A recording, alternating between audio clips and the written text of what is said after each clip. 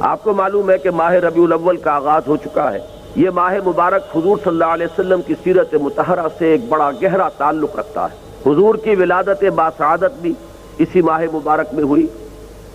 اگرچہ تاریخ کے بارے میں اختلاف ہے۔ حضور کا انتقال بھی اس ماہ مبارک میں ہوا، اور وہ متفق علیہ تاریخ ہے 12 ربیع الاول اصل میں حضور کا یوم وفات، اور اکثر محققین کی رائے یہ ہے کہ آپ کا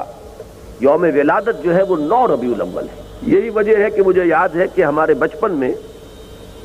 اس دن کو جو لوگ کچھ تھوڑا بہت مناتے بھی تھے تو 12 وفات کے نام سے در حقیقت یہ نام یاد کیا جاتا تھا۔ حضور صلی اللہ علیہ وسلم کی وفات کا دن ہے، کچھ کھانا پکا کر کچھ غریبوں کو مساکین کو کھلانا، یہ در حقیقت چیز تھی کہ جو اب ہوتے ہوتے اس نے بہت ہی ایک دوسری صورت اختیار کر لی ہے۔ اب یہ ایک جشن بن گیا ہے اور ایک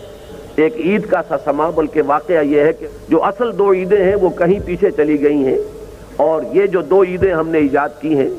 ایک عید میلاد النبی اور ایک عید استقلال، اگر ہم جائزہ لیں تو شاید یہ 2 جو ہے زیادہ فور گراؤنڈ میں آ چکی۔ لیکن یہ کہ جہاں تک آپ کی ولادت اور آپ کے وفات کا اس ماہ مبارک میں ہونا ہے وہ ثابت ہے۔ مزید برآں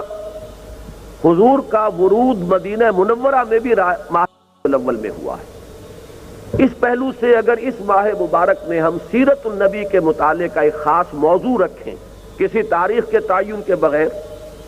اس مہینے کی مناسبت سے سیرت مطہرہ پر گفتگویں ہوں، غور و فکر ہو، اور اس میں بھی عملی پہلو سامنے ہو، اتباع کا جذبہ ہو، سمجھنا سمجھانا اس لیے ہو کہ اس پر عمل کرنا ہے، تو یقیناً یہ چیز ہمارے لیے بہت مفید ہوگی اور ہمارے بہت سے امراض کا شاید اس سے مداوع ہو سکے۔